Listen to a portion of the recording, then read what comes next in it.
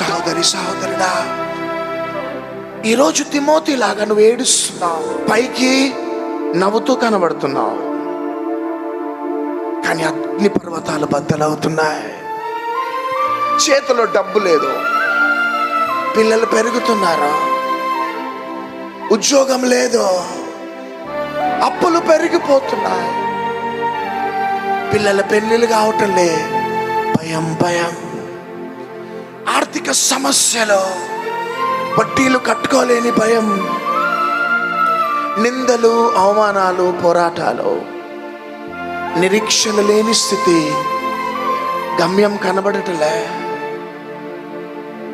ఏం చేయాలో అర్థం కావటలే.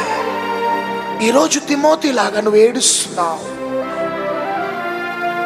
కానీ పౌలు అంటున్నాడు, నిన్ను లేవనెత్తే దినము ఆసన్నమైంది.